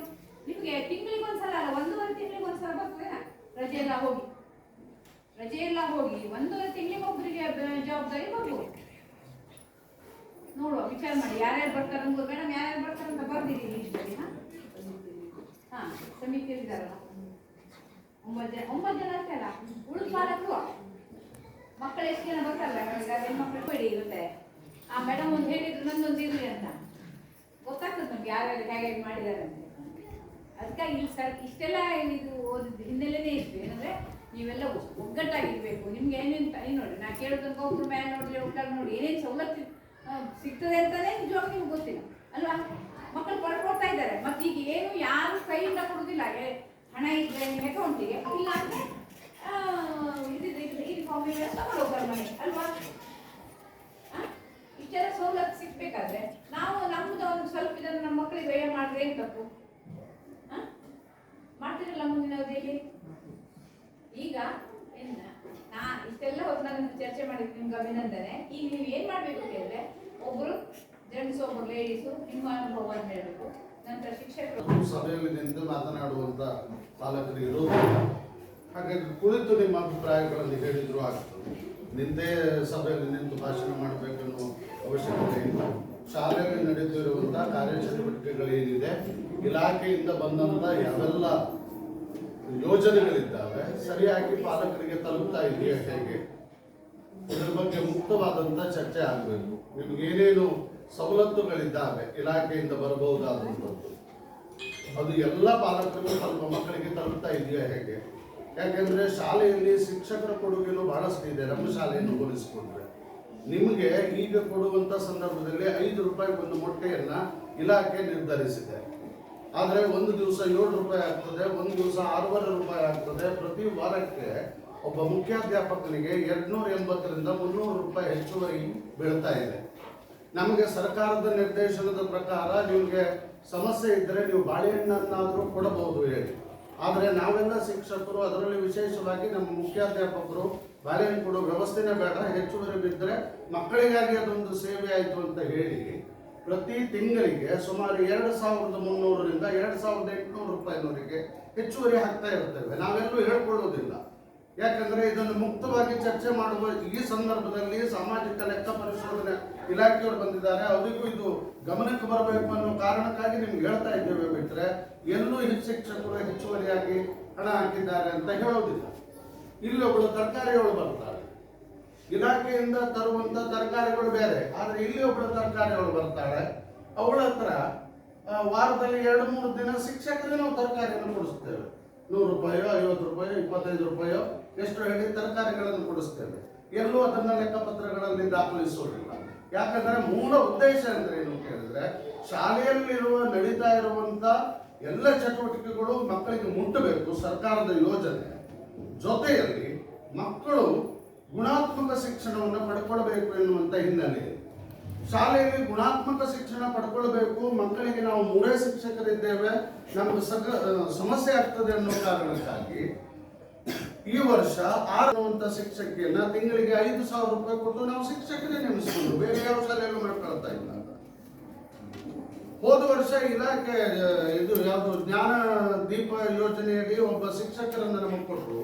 ಅದಕ್ಕೂ ಹೋದ ವರ್ಷ 47,000 ರೂಪಾಯಿ ಕೊಟ್ಟು ಚಂಪಾ ಆಗೇರ್ ಎನ್ನುವಂತ ಹುಡುಗಿಯನ್ನ ಶಿಕ್ಷಕರೇ ನೇಮಿಸಿಕೊಂಡ್ರು. ಯಾಕಂದ್ರೆ ಕಾರಣ ಏನು ಕೇಳಿದ್ರೆ, ಸರ್ಕಾರಿ ಶಾಲೆಯಲ್ಲಿ ಬರ್ತಾ ಇರುವಂತ ಮಗುವಿಗೆ ಶಿಕ್ಷಕರ ಕೊರತೆಯಿಂದ ಗುಣಾತ್ಮಕ ಶಿಕ್ಷಣಕ್ಕೆ ಸಮಸ್ಯೆ ಆಗ್ತದೆ ಎನ್ನುವ ಇದು ಬರಬಾರದು. ಅವರಿಗೂ ಗುಣಾತ್ಮಕ ಶಿಕ್ಷಣ ಸಿಗಬೇಕು ಎನ್ನುವ ಕಾರಣಕ್ಕಾಗಿ ನಾವು ಮಾಡಿದ್ದಂತ ಯೋಜನೆಗಳು. ನಿಮಗೆ ಸಮಸ್ಯೆ ಆಗಬೇಕು ಅನ್ನೋ ಸಮಸ್ಯೆ ಆಗಬಾರದು, ನಮ್ಮ ಮಕ್ಕಳಿಗೂ ಆಧುನಿಕ ತಂತ್ರಜ್ಞಾನದ ಎಲ್ಲ ಸೌಲಭ್ಯಗಳು ಸಿಗಬೇಕು ಎನ್ನುವ ಕಾರಣಕ್ಕಾಗಿ ದಾರಿಗಳನ್ನು ಹುಡುಕಿ ಟಿವಿ ವ್ಯವಸ್ಥೆಯನ್ನು ಕಂಪ್ಯೂಟರ್ ವ್ಯವಸ್ಥೆಯನ್ನು ಮಾಡಿಕೊಂಡ್ವಿ. ಕಂಪ್ಯೂಟರ್ ಕಲಿಸೋದಕ್ಕೆ ಹೋದ ವರ್ಷ ಕಳೆದ 2 ವರ್ಷಗಳಿಂದ ಶಿಕ್ಷಕರಾಗಿ ನಾವೇ ಕಂಪ್ಯೂಟರ್ ಶಿಕ್ಷಕಿಗೆ ಗೌರವಧನವನ್ನು ನೀಡಿದ್ವಿ. ಈ ಸಾರಿಯೂ ಕೂಡ ಪಾಲಕರು ನಾವು ಅಂದ್ರೆ ಎಲ್ಲ ಹೊರೆ ಆಗ್ತದೆ, ಸಮಸ್ಯೆ ಆಗ್ತದೆ, ಶಿಕ್ಷಕರೇ ಎಲ್ಲ ಸಮಸ್ಯೆಗಳಿಗೂ ಸ್ಪಂದನಾಗ ಪಾಲಕರ ಇಲ್ಲ ಸರ್, ನಾವು ನಮ್ಮ ಮಕ್ಕಳಿಗೂ ಕಂಪ್ಯೂಟರ್ ಶಿಕ್ಷಣ ಬೇಕು, ನಾವು 100 ರೂಪಾಯೋ 50 ರೂಪಾಯೋ ಕೊಟ್ಟು ನಾವು ಇಲಾಖೆಯನ್ನ ಅತಿಯಾಗಿ, ಯಾಕಂದ್ರೆ ಮಾನ್ಯ ಕ್ಷೇತ್ರ ಶಿಕ್ಷಣಾಧಿಕಾರಿಗಳಾದಂಥ ಮಂಗಲಕ್ಷ್ಮಿ ಪಾಟೀಲ್ ರವರು ಇದೇ ಊರವರಾಗಿರೋದ್ರಿಂದ ಅವರಿಗೆ ಅವರ ಮೇಲೆ ಹೆಚ್ಚಿನ ಒತ್ತಡ ತಂದು ನಾವು ಸ್ಮಾರ್ಟ್ ಕ್ಲಾಸ್ ಅನ್ನು ರೆಡಿ ಮಾಡಿಸ್ಕೊಂಡ್ವಿ. ನಮ್ಮ ಮಕ್ಕಳಿಗೆ ಗುಣಾತ್ಮಕ ಶಿಕ್ಷಣ ಸಿಗಬೇಕು ಎನ್ನುವ ಕಾರಣಕ್ಕಾಗಿ ದಾನಿಗಳ CSR ಫಂಡಿನಡಿ ಟಿವಿಯನ್ನು ವ್ಯವಸ್ಥೆ ಮಾಡಿಕೊಂಡು ಅದರ ಮೂಲಕ ಅತ್ಯುತ್ತಮ ಪಾಠ ವೀಕ್ಷಣೆ ಆಗುವಂತ ವ್ಯವಸ್ಥೆಯನ್ನು ಮಾಡಿಕೊಂಡು ಇಷ್ಟೆಲ್ಲ ಮಾಡ್ತಾ ಇದ್ದೇವೆ. ಅದರ ಜೊತೆಯಲ್ಲಿ ನಮ್ಮ ಮೇಡಮ್ ಅವರು ಅಕ್ಕೋರು ಪ್ರತಿದಿನ ಶಾಲಾ ಅವಧಿಯ ನಂತರ ಕೆಲವು ಸ್ಪೋಕನ್ ಇಂಗ್ಲಿಷ್ ಸಮಸ್ಯೆಗಳಿದ್ರೆ, ಯಾಕಂದ್ರೆ ಇಷ್ಟು ವರ್ಷದಲ್ಲಿ ನಾನು ಬಂದ ಮೇಲೆ ಸರು ನಾವು ಒಟ್ಟಿಗೆ ಬಂದಿದ್ದೇವೆ, ಯಾರು ಸಾಮಾನ್ಯ ಪಟ್ಟಿಗಳನ್ನು ತೆಗೆದುಕೊಂಡದ್ದು ಕಡಿಮೆ, ಒಂದು ಸ್ವಲ್ಪ ನೋಟ್ಬುಕ್ಗಳನ್ನು ಪಡ್ಕೊಂಡಿರ್ಬೋದು. ಬಿಟ್ಟರೆ ದಾನಿಗಳನ್ನು ಹುಡುಕಿ ಎಲ್ಲ ಮಕ್ಕಳಿಗೂ ಉಚಿತ ಪಟ್ಟಿಗಳನ್ನು ನೋಟ್ಬುಕ್ಗಳನ್ನು ಕೊಡುವಂತ ವ್ಯವಸ್ಥೆಯನ್ನು ಮಾಡ್ಕೊಂಡಿದ್ದೇವೆ. ಈಗ ಕಳೆದ 3-4 ವರ್ಷದಲ್ಲಿ ನಾವು ಏನು ಬಂದ್ವಿ, ನಾವು ಮಕ್ಕಳಿಗೆ ಮಾಡ್ಕೊಳ್ಳೋದು, ಅದನ್ನು ಮತ್ತೆ ಹೇಳ್ಕೊಡೋದು ಏನು ಅಂತೇಳಿ ತಮ್ಮದೇನಾದ್ರು ಚರ್ಚೆ ಮಾಡಿ ಮೇಡಮ್.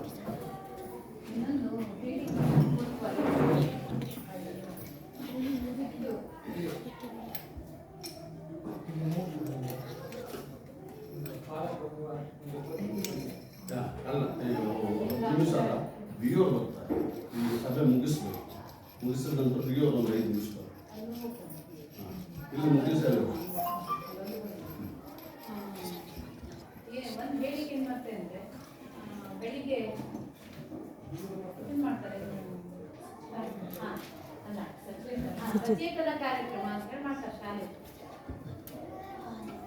ಯಾವುದೇ ಅಪ್ರಿಷಿಯೇಟ್ ಅಂತಲ್ಲ, ನಾವು ಏನ್ ಕಂಡುಕೊಡ್ತೇವೆ ಅದ್ರೊಳಗೂ ನಾನಂತೂ ನೇರ ನಾ ಯಾರ್ದು ಅವ್ರದ್ದು ಇವ್ರದ್ದು ಅಂತಲ್ಲ, ಸಾಮಾನ್ಯವಾಗಿ ಗೊತ್ತಾಗಿದ್ದು ಯಾರು ಹೇಳ್ತಾರೆ, ಪಂಚಾಯತ್ ಬಂತು, ಶಾಲೆಲಾದ್ರೂ ಬಂತು, ಎಲ್ಲರೂ ನೇರವಾಗಿ ಸಚೇತನ ಕಾರ್ಯಕ್ರಮವನ್ನ ಪ್ರತಿಯೊಂದು ಶಾಲೆಯಲ್ಲೂ ಮಾಡಬೇಕು, ಮಾಡ್ತಾರೆ ಅನ್ನೋದಿದೆ.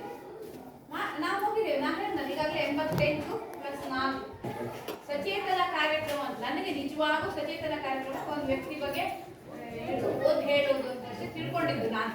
ಯಾಕೆಂದ್ರೆ ನಮ್ದು ಎಜುಕೇಶನ್ ಡಿಪಾರ್ಟ್ಮೆಂಟ್ ಇರಲಿಲ್ಲ, ಈಗ ಬಂದಾಗಲೇ ಸಾಕಷ್ಟು ವಿಷಯಗಳನ್ನು ಕಲ್ತ್ಕೊಂಡಿದ್ದೇನೆ. ನಿಜವಾಗೂ ಈ ಒಂದು ಡಿಪಾರ್ಟ್ಮೆಂಟ್ ಅನ್ನು ಕೊಟ್ಟಿದ್ದಕ್ಕೆ ನನಗೆ ಎಷ್ಟೋ ಖುಷಿಯಾಗಿದೆ. ಯಾಕೆಂದ್ರೆ ಎಷ್ಟೋ ವಿಷಯಗಳು ನಮಗೆ ತಿಳುವಳಿಕೆ ಆಗಿದೆ, ನನಗೆ ಜೊತೆಗೆ ನನ್ನ ಸಿಬ್ಬಂದಿಗಳಿಗೆ. ನಾವು ಹೇಳ್ತಾ ಇರ್ತೇವೆ, ಮಾತಾಡ್ತಾ ಇರ್ತೇವೆ, ಶಾಲೆಗೆ ಬಂದು ಎಷ್ಟೋ ಕಲ್ತ್ಕೊಳ್ಬೇಕಾಗ್ತದೆ. ಸಚೇತನ ಕಾರ್ಯಕ್ರಮದ ಮಹತ್ವ ಏನು, ಅದ್ರ ಅರ್ಥ ಏನ್ ಮಾಡ್ಕೊಳ್ತಾರೆ ಅಂತ ಹೇಳಲಿಕ್ಕೆ ಈ ಒಂದು SPS ಅಗ್ರಗೋಣ ಶಾಲೆಗೆ ಬಂದಾಗ ಆ ಟೀಚರ್ ಮಾಡಿದಂತ ಅದನ್ನು ಕೇಳಿ ನನಗೆ ತುಂಬಾ ಖುಷಿ ಆಯ್ತು. ಅವರಿಗೆ ಜನಾಧಿಕಾರ ಚಪ್ಪಾಳೆ ಮೂಲಕ ಒಂದು ಅಭಿನಂದನೆ ತೋರಿಸೋಣ. 1 2 3 ಸ್ಟಾರ್ಟ್.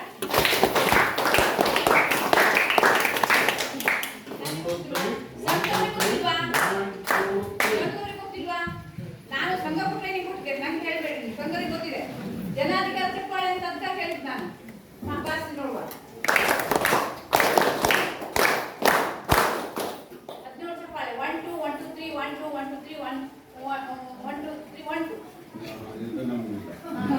ನಿಮ್ಗಿಲ್ಲ ಸಲ ನಿಮ್ಗಿದೆಲ್ಲ ಸಂಘದವರಿಗೆ ಇಲ್ವಾ? ಹೋಗ್ಬೇಡ್ರಿ, ಯಾಕೆ ಕೇಳಿದ್ರೆ ತುಂಬಾ ಖುಷಿ ಆಯ್ತು. ಏನಂದ್ರೆ ಅವ್ರ ಸಚೇತನ ಕಾರ್ಯಕ್ರಮದಲ್ಲಿ ಆ ಮಕ್ಕಳನ್ನ ಈಗ ಮತ್ತೊಂದು ಶಾಲೆ ಮಾಡಿದ್ದಾರೆ. ಏನು ಆ ಮಕ್ಕಳು ಅದೇ ತರ ಡ್ರೆಸ್ ಹಾಕೊಂಡು ಮಾಡಿದ್ದಾರೆ, ಮೇಲ್ಗುಡಿ ಶಾಲೆ ಮಾಡಿದ್ದಾರೆ. ಆದ್ರೆ ಪೂರ್ತಿ ಮಕ್ಕಳಿಗೆ ಮನ ಮುಟ್ಬೇಕಾದ್ರೆ ಅವ್ರು ಆ ಡ್ರೆಸ್ ಹಾಕೋ ಬಂದಾಗಲ್ಲ, ಅದು ತಿರುಗಿ ಅದು ಪ್ರಶ್ನೆ. ಅವರು ನಿಮ್ಗೆ ನಾವು ಪ್ರಶ್ನೆ ಕೇಳ್ತೇವೆ, ನಾವು ಪ್ರಶ್ನೆ ಕೇಳ್ತೇವೆ, ಅದಕ್ಕೆ ನೀವು ಉತ್ತರ ಕೊಡಿ ಅಂದಾಗ ಅವ್ರು ಲಕ್ಷ್ಯ ಕೊಡ್ತಾರಲ್ಲಿ. ಈಗ ಟೀಚರ್ ನಮ್ಗೆ ಪ್ರಶ್ನೆ ಕೇಳ್ತಾರೆ ಇದಕ್ಕೆ ಸಂಬಂಧಪಟ್ಟಂತೆ ಅಂತ ಹೇಳಿ. ಅದೊಂದು ನನಗೆ ತುಂಬಾ ಖುಷಿ ಆಯ್ತು. ಏನಂದ್ರೆ ಅದು ನಾವು ಸಚೇತನ ಕಾರ್ಯಕ್ರಮವನ್ನು ಮಾಡಿ 2 ಮಹಾನ್ ವ್ಯಕ್ತಿಗಳ ಬಗ್ಗೆ ಮಾಹಿತಿಯನ್ನು ನೀಡಿ ಅವರ ಒಂದು ಪೂರ್ವಾಪರವನ್ನ ಸಂಕ್ಷಿಪ್ತವಾಗಿ ಹೇಳಿ ಅದಕ್ಕೆ ಸಂಬಂಧಪಟ್ಟಂತೆ ಪ್ರಶ್ನೆಯನ್ನ ಹೇಳಿ ಮಕ್ಕಳ ಮುಖಾಂತರ ಉತ್ತರವನ್ನ ಪಡ್ಕೊಳ್ತಾ ಇದ್ದಾರೆ. ಇದರಿಂದ ಏನಾಗ್ತದೆ ಅಂದ್ರೆ ಮಕ್ಕಳಿಗೆ ಸಾಕಷ್ಟು ವಿಷಯಗಳು ಗೊತ್ತಾಗ್ತದೆ, ಎಷ್ಟೋ ವಿಷಯಗಳು. ಈಗ ಇಲ್ಲ ಆದ್ರೆ ಅವ್ರು ಅಲ್ಲಿ ಕೂತ್ಕೊಂಡಿರ್ತಾರೆ, ಇಲ್ಲಿ ಇವತ್ತೀಗ ಕೂತಿರ್ತಾರೆ, ನಾವ್ ಏನ್ ಮಾತಾಡ್ತೇವೆ ಅಂತ ಅವ್ರಿಗೆ ಗೊತ್ತಿಲ್ಲ. ಅವ್ರು ಅಲ್ಲಿ ಕೂತಿರ್ತಾರೆ, ನಾವ್ ಹಿಂಗೆ ಹೇಳ್ತಾ ಇರ್ತೇವೆ. ಆದ್ರೆ ಅವರಿಗೆ ಯಾರು ನೀವು ಪ್ರಶ್ನೆ ಉತ್ತರ ಹೇಳ್ಬೇಕು ಅಂದಾಗ ಅವ್ರು ಅಲರ್ಟ್ ಆಗ್ತಾ ಇರ್ತಾರೆ. ಇದರಿಂದ ನಂಗೆ ತುಂಬಾ ಖುಷಿ ಆಯ್ತು. ಇದರಿಂದ ಮಕ್ಕಳ ಒಂದು ಇದನ್ನು ಹೆಚ್ಚಿಸಲಿಕ್ಕೆ ಸಾಧ್ಯ ಆಗ್ತದೆ. ಇದನ್ನು ಹೇಳಬೇಕಿತ್ತು ಸಭೆಯಲ್ಲಿ ಅಂತ ಹೇಳ್ಕೊಂಡು ಪುನಃ ಹೇಳ್ತಾ ಇದ್ದೀನಿ. ಅಭಿನಂದನೆ. ಚರ್ಚೆ ಮಾಡಿದ್ದಾರೆ, ಮುಕ್ತವಾಗಿ ಚರ್ಚೆ ಆಗಬೇಕು. ಯಾವುದನ್ನಾದರೂ ಕುಗ್ಗಿಸಿಡುವಂಥ ಸಂದರ್ಭಗಳಿಲ್ಲ. ನಮಗೂ ಕೂಡ ಹಾಗೆ ನಾವು ಹೋದ ಬಹುತೇಕ ಶಾಲೆಗಳಲ್ಲಿ ಕಂಡಿದ್ದೇವೆ ಕೇಳಿದ್ರೆ ಎಲ್ಲವೂ ತೆರೆದ ಪುಸ್ತಕದಂತೆ ಇರಬೇಕು. ಶಾಲೆಯ ಎಲ್ಲ ಆಡಳಿತದ ವ್ಯವಸ್ಥೆ ಅಲ್ಲಿ ತೆರೆದ ಪುಸ್ತಕದಂತೆ ಇರಬೇಕು. ಆಗ ಮಾತ್ರ ಒಬ್ಬ ಪ್ರಾಮಾಣಿಕನಾದಂಥ ಶಿಕ್ಷಕರಿಗೆ ಅವ್ನು ಯಾರೇ ಬಂದು ಕೇಳಿದ್ರು ಹೇಳುವ ಧೈರ್ಯ ಎದೆಗಾರಿಕೆ ಇತ್ತು. ಅಂಥ ಸಂದರ್ಭವನ್ನು ಇವತ್ತಿನವರೆಗೂ ಇಟ್ಕೊಂಡು ಬಂದಿದ್ದೇವೆ ನಾವಾಗಲಿ, ನಮ್ಮ ಸರ್ ಆಗಲಿ. ಹಾಗಾಗಿ ಮುಕ್ತವಾಗಿ ಕೆಲವಷ್ಟು ವಿಷಯಗಳನ್ನು ಚರ್ಚೆ ಮಾಡಿದ್ದಾರೆ. ಆದರೂ ಒಂದಿಷ್ಟು ಲೋಪದೋಷಗಳಾಗ್ತವೆ, ಆಗೋದಿಲ್ಲ ಅಂತಲ್ಲ. ಸರ್ಕಾರದ ಯೋಜನೆಗಳ ಕಮ್ಯುನಿಕೇಷನ್ ಗ್ಯಾಪ್ನಲ್ಲೋ ಏನೋ ಸಮಸ್ಯೆಗಳಾಗುತ್ತವೆ. ಆ ದೋಷಗಳ ಬಗ್ಗೆ ಸಾಕಷ್ಟು ಚರ್ಚೆಗಳನ್ನು ಮಾಡಿದ್ದಾರೆ. ಶಾಲೆಯ ಕುರಿತು ಒಳ್ಳೆಯ ಅಭಿಪ್ರಾಯವನ್ನು ವ್ಯಕ್ತಪಡಿಸಿದ್ದಾರೆ. ಶ್ರೀಕಾಂತ್ ನಾಯ್ಕರು ಕಾರ್ಯಕ್ರಮದ ಘನಾಧ್ಯಕ್ಷತೆ ವಹಿಸಿ ಇವತ್ತಿನ ಸಭೆಯ ಕುರಿತು 2 ಮಾತು. ವಿಕಾಸ ಇದಾದ ಕೂಡಲೇ ಈ ಬ್ಯಾನರ್ ತೆಗೆದು ಆ ಬ್ಯಾನರ್ ಶಾಲೆಯ ಕಮಿಟಿಯ ಮಾನ್ಯ ಒತ್ತಾಯಕಂತ ನನ್ನ ಅಧ್ಯಕ್ಷರು ಹಾಗೂ ನನ್ನ ಆತ್ಮೀಯ ಲೆಕ್ಕ ಪರಿಶೋಧನಾಧಿಕಾರಿ ತಾಲೂಕು ಮತ್ತು ಗೀತಾ ತಾಲೂಕು ಹಾಗೂ ಶಾಲೆಯ ಮುಖ್ಯೋಪಾಧ್ಯಾಯರು ಮತ್ತು ಮತ್ತು ಮಕ್ಕಳ ಪಾಲಕರು, ಪೋಷಕರೇ, ನನ್ನ ಪ್ರೀತಿಯ ವಿದ್ಯಾರ್ಥಿ ಮತ್ತು ನಿಮ್ಮ ಕಮಿಟಿ ಸದಸ್ಯರು, ಈಗ ನನಗೆ ಇವತ್ತು ಭಾಳ ಖುಷಿಯಾಗಿದೆ. ಯಾಕಂದರೆ ಇದು ಅಮೂಲ್ಯವಾದ ಒಂದು ನನ್ನ ದಿನ ಅಂತ ನಾನು ತಿಳ್ಕೊಳ್ತೇನೆ. ಯಾಕಂದರೆ ಗೀತಾ ಮೇಡಮ್ ಅವರು, ಗೀತಾ ಅವರು ಈಗ ಶಾಲೆಯ ಬಗ್ಗೆ ಒಳ್ಳೆಯ ವಿಷಯಗಳು, ನನಗೂ ವಿಷಯ ಗೊತ್ತಿಲ್ಲ, ಅದು ನಾನೆಲ್ಲ ವಿಷಯ ತಿಳ್ಕೊಂಡು ಇಷ್ಟು ಆಳವಾಗಿ ಈ ಶಾಲೆಗೆ ಒಂದು ಗೌರ್ಮೆಂಟಿಂದ ಯೋಜನೆ ಇದೆ ಅಂತ ನಂಗೆ ತಿಳ್ಕೊಂಡೆ. ನಂಗೆ ಭಾಳ ಖುಷಿಯಾಯಿತು.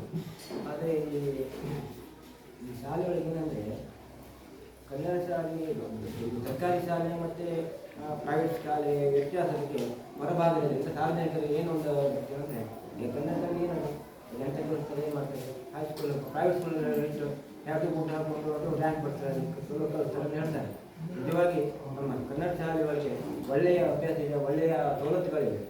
ಇಲ್ಲಿ ಒಳ್ಳೆಯ ಶಿಕ್ಷಕ ಒಳ್ಳೆಯ ರೀತಿಯಲ್ಲಿ ಪಾಠ ಮಾಡ್ತಾರೆ. ಆದರೆ ಪ್ರೈವೇಟ್ ಸ್ಕೂಲ್ ಏನಾಗಿದೆ ಅಂದರೆ ನಮ್ಮ ಹಳ್ಳಿ ಭಾಷೆ ಹೇಳ್ತಾರೆ ಬಿಟ್ಟಿ ಕೆಲಸ ಇಲ್ಲ ಅವರು, ಇಲ್ಲಿ ಬಿಟ್ಟಿ ಕೆಲಸ ಜಾಸ್ತಿ ಉಂಟು ನನ್ನ ಲೆಕ್ಕದಲ್ಲಿ. ಯಾಕಂದರೆ ಈಗ ಅಡುಗೆ ವಿಷಯದ ಹೇಳೋದಾದರೆ ಇಲ್ಲಿ ಒಬ್ಬರು ನಾವು ಗೀತಾಕಂಪವರು ನಮ್ಮ ಲೆಕ್ಕ ಪರಿಶೋಧಕ ವಿನಂತಿ ಹೇಳ್ತಾರೆ, ಈ ಫಸ್ಟಲ್ಲಿ ಏನು ಸೂಪರಿಂಟ್ ಮಾಡ್ತಾರೆ, ಇಲ್ಲಿ ಒಂದು ಸೂಪರಿಂಟೆಂಟ್ ಮಾಡಿದ್ರೆ ಒಳ್ಳೆಯದು ಅನಿಸ್ತದೆ. ಯಾಕಂದರೆ ಈ ಮಾಸ್ಟರು ತರಕಾರಿ ತರೋದ, ಮಕ್ಕಿ ತರೋದ, ಅದನ್ನು ತರೋದ, ಅಲ್ಲಿ ಲೆಕ್ಕಪತ್ರ ಅಲ್ಲಿ ಹೋಗೋದ, ಅಲ್ಲಿ ಸಾರ ಹಾಕೊಳ್ಳೆ ಪಾತ್ರೆ ಮುಚ್ಚಿದಾಗ ಪಲ್ಯ ಬಿತ್ತಾ ಜರ್ಲೆ ಬಿತ್ತಾ ಮಕ್ಕಳಿಗೆ ಹೊಟ್ಟೆ ನೋವು ಬಂತ ಇಷ್ಟೆಲ್ಲ ನೋಡಿದ್ರೆ ಅಭ್ಯಾಸ ಕಲಿಸು ಯಾವ ಎಲ್ಲಿ ಕಲಿಸೋದು ಟೀಚರು. ಮಕ್ಕಳು ಪ್ರೈವೇಟ್ ಸ್ಕೂಲ್ ಹಂಗಲ್ಲ, ಅವ್ರಿಗೆ ಯಾವ ಬಿಟ್ಟಿ ಕೆಲಸ ಇಲ್ಲ ನಮ್ಮ ಹಳ್ಳಿ ಭಾಷೆಯಲ್ಲಿ. ಅವ್ರು ಶಾಲೆಗೆ ಹೋದ್ರು ಟೀಚರ್ ಮಾಡಿ ಬಂದು ಇವರಿಗೆ ಟೀಚಿಂಗ್ ಮಾಡೋಕ್ಕೆ ಗೌರ್ಮೆಂಟ್ ಅವಕಾಶ ಕೊಡೋದಿಲ್ಲ. ಅದಕ್ಕಾಗಿ ನಾನು ಹೇಳೋದಂದರೆ ಗೀತಾ ಮೇಳ ಕಾಂಪೌಂಡ್ ಇವರಿಗೊಂದು ಎಲ್ಲ ಪ್ರತಿಯೊಂದು ಶಾಲೆಗೂ ಅಡುಗೆಗೆ ಒಂದು ಫಸ್ಟ್ ರೂಪಾಯಿ ಇರಬೇಕು.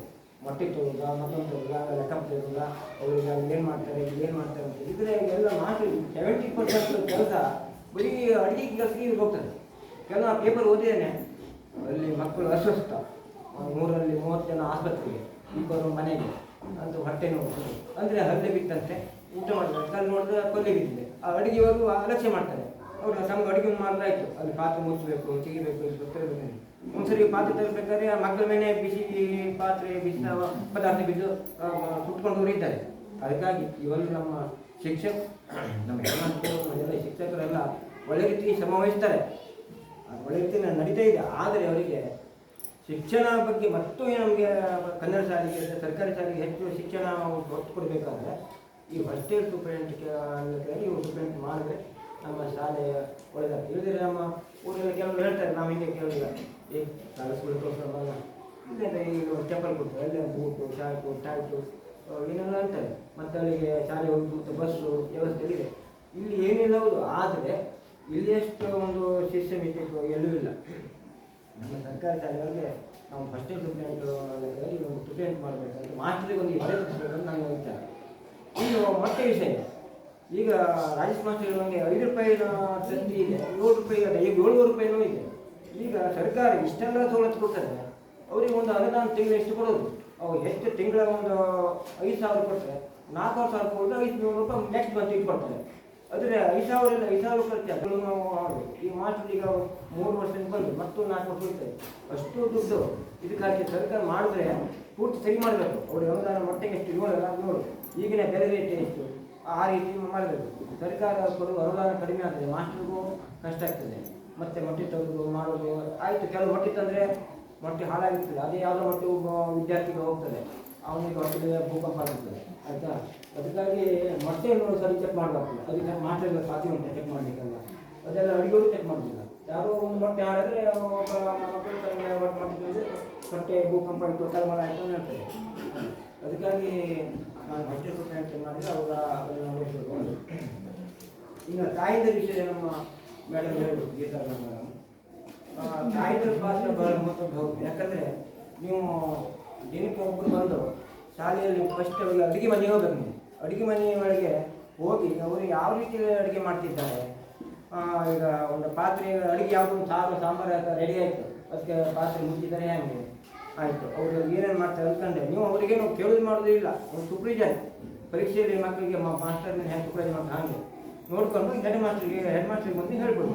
ಅಲ್ಲಿ ಏನು ಅವ್ರ ಹತ್ರ ಮಾತಾಡೋಂಗಿಲ್ಲ, ಜಗಳ ಕಾರಣ ತರಕಾರಿಯಲ್ಲಿ ಏನೋ ಒಂದು ಅದರಲ್ಲಿ ಯಾವ ರೀತಿ ಅಡುಗೆ ಮಾಡ್ತಾರೆ ಅಂತ ಹೇಳಿ, ಮತ್ತು ಅಲ್ಲಿ ಜರ್ಲಿ ಕಾಟ ಉಂಟಂಗೆ ಪಲ್ಯ ಕಾಟ ಉಂಟಂಗೆ ಎಲ್ಲ ನೀವು ಅಲ್ಲಿ ನೋಡ್ಕೊಳ್ಬೇಕು. ಆಮೇಲೆ ತಾಯಿಂದೇವು ಮತ್ತು ಮಕ್ಕಳ ಸಂಗಡ ಅಲ್ಲಿ ಬಡಿಸುವಾಗ ಮಾಡೋದು ನೋಡಬೇಕು, ಊಟ ಮಾಡುವಾಗ ಅದು ತಾಯಿಂದರ ಪಾತ್ರ ಹೌದು. ನಮ್ಮ ಗೀತಾ ಹೇಳೋದು ವಿಷಯ ಹೌದು. ಅದಕ್ಕಾಗಿ ನನಗೆ ಇವತ್ತು ಭಾಳ ಖುಷಿಯಾಗಿದೆ. ಯಾಕಂದರೆ ನನಗೆ ಒಂದು ವಿಷಯ ಏನು ಗೊತ್ತಿಲ್ಲ, ಈಗ ನನಗೆ ನಾನು ಭಾಳ ವಿಷಯ ತಿಳ್ಕೊಂಡೆ. ಮತ್ತು ಈ ಒಂದು ಅವಕಾಶವನ್ನು ನಾನು ಕೊಟ್ಟಂತೆ ನನಗೆ ಶಾಲೆಯ ಹೆಡ್ ಮಾಸ್ಟರ್ ಮತ್ತು ಎಲ್ಲರಿಗೂ ನಾನು ಬೆಳಕು ಚೆಲ್ಲುವಂಥ ಕೆಲಸ ಮಾಡಿದ್ದಾರೆ. ಯಾಕಂದರೆ ಒಬ್ಬ ಹೆಡ್ ಮಾಸ್ಟರ್ನಿಗೆ ನಮ್ಮ ಶಾಲೆಯಲ್ಲಿ 3 ಜನ ಇರೋರು, ಒಬ್ಬರು ಅತಿಥಿ ಶಿಕ್ಷಕರಲ್ಲಿ ಕೊಟ್ಟಿದ್ದಾರೆ. ಕನಿಷ್ಠ 12:30ವರೆಗೆ 11:45 ಫ್ರೀ ಆಗೋದಿಲ್ಲ.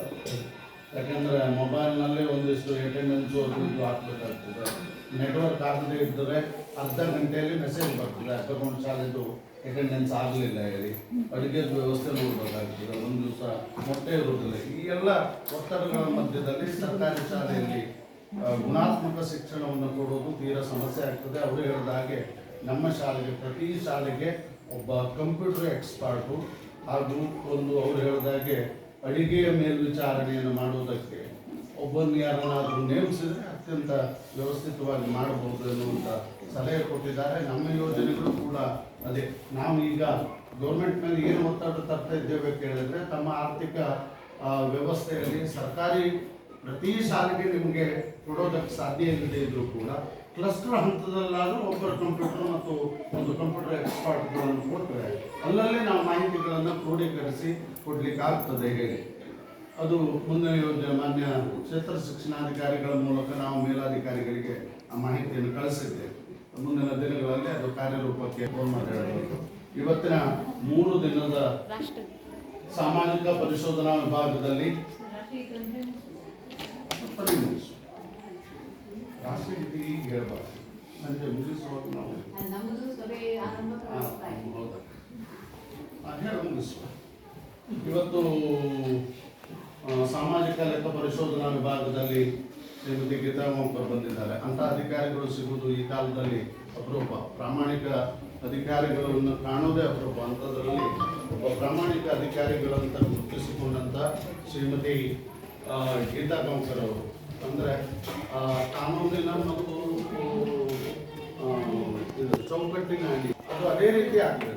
ಯಾವುದೇ ರಾಜ್ಯಗಳಿಲ್ಲ. ಆ ರೀತಿಯಲ್ಲಿ ಒಬ್ಬ ನ್ಯಾಯಪರವಾದಂಥ ಅಧಿಕಾರಿಗಳು ಇದ್ದಾಗ ಎಲ್ಲವೂ ಸುಸೂತ್ರವಾಗಿ ಆಗುತ್ತದೆ. ಅಂತ ನ್ಯಾಯಪರವಾದಂಥ ಅಧಿಕಾರಿಗಳು ಇವತ್ತು ನಮ್ಮ ಜೊತೆಯಲ್ಲಿದ್ದು 3 ದಿವಸ ನಮ್ಮ ಜೊತೆಯಲ್ಲಿ ಕಳೆದು ಸಾಕಷ್ಟು ಮಾಹಿತಿಗಳನ್ನು ಕಲೆ ಹಾಕಿದ್ದಾರೆ ಮತ್ತು ಸಾಕಷ್ಟು ವಿಷಯಗಳನ್ನು ತಮ್ಮೊಂದಿಗೆ ಚರ್ಚೆ ಮಾಡಿದ್ದಾರೆ. ಅವರಿಗೆ ತಮ್ಮೆಲ್ಲರ ಪರವಾಗಿ ಹೃತ್ಪೂರ್ವಕವಾದಂಥ ಅಭಿವಂದನೆಗಳನ್ನು ಅರ್ಪಿಸ್ತಾ ಇದ್ದೇವೆ. ಜೊತೆಯಲ್ಲೇ ಅವರ ಸಿಬ್ಬಂದಿ ಬರುವಂಥ ಶ್ರೀಮತಿ ಲತಾ ಹರಿಕಾಂತ್ ಅವರು ಅತ್ಯಂತ ಪ್ರಾಮಾಣಿಕವಾದಂಥ ವ್ಯಕ್ತಿ. ಮಕ್ಕಳ ಶಿಕ್ಷಣದ ಬಗ್ಗೆ ಕಳಕಳಿ ಇದ್ದಂಥವರು. ಶಾಲೆಯಲ್ಲಿ ನಡೀತಾ ಇರುವಂಥ ಎಲ್ಲ ವ್ಯವಸ್ಥೆಗಳ ಕುರಿತು ತಾವೇ ಮೇಲ್ವಿಚಾರಣೆಯಲ್ಲಿ ಕೆಲವೊಮ್ಮೆ ಆಗಮಿಸ್ತಾ ಅದನ್ನು ಮೇಲ್ವಿಚಾರಣೆ ಮಾಡ್ತಾ ಇದ್ದಾರೆ. ಅವರಿಗೂ ಕೂಡ ತಮ್ಮೆಲ್ಲರ ಪರವಾಗಿ ಅಭಿನಂದನೆಗಳನ್ನು ಅರ್ಪಿಸ್ತಾ ಇದ್ದೇವೆ. ಹಾಗೆ ಬಾಲಕೃಷ್ಣ ಅವರಿಗೂ ಹಾಗೂ ಗುರುನಾಥ್ ಸಾಮಂತರವರಿಗೂ ಎಲ್ಲ ಪಾಲಕರು ಬಂದಿದ್ದಾರೆ. ಸಭೆ ಮುಗಿಯೋದಿಲ್ಲ, ಇವರು ಬರ್ತಾರೆ. ನಮ್ಮ ಮತ್ತೊಂದು ಮೀಟಿಂಗ್ ಅಂತಾರೆ, ನಾವು ಉಳಿಬೇಕು, ಬೇಗ ಬಿಡ್ತೇವೆ. ಯಾಕಂದ್ರೆ ನಮ್ಗೆ 2:15 ಟೈಮ್ ಉಂಟು, ನಿಮ್ಮನ್ನು ಇಟ್ಕೋಬೇಕು. ಹಾಗಾಗಿ ನಿಮ್ಗೆ ಬೇಗ ಬಿಡ್ತೇವೆ, ಅದು ಸ್ವಲ್ಪ ಉಳಿಬೇಕು.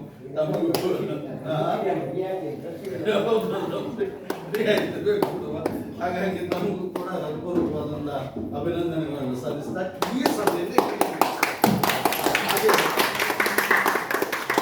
ನಾವು ಯಾವುದೇ ಶಾಲಾ ಆರಂಭಕ್ಕೆ ನಾಡಗೀತೆ, ಕೊನೆಯಲ್ಲಿ ರಾಷ್ಟ್ರಗೀತೆ, ಎಲ್ಲರೂ ಇದ್ದು ರಾಷ್ಟ್ರಗೀತೆ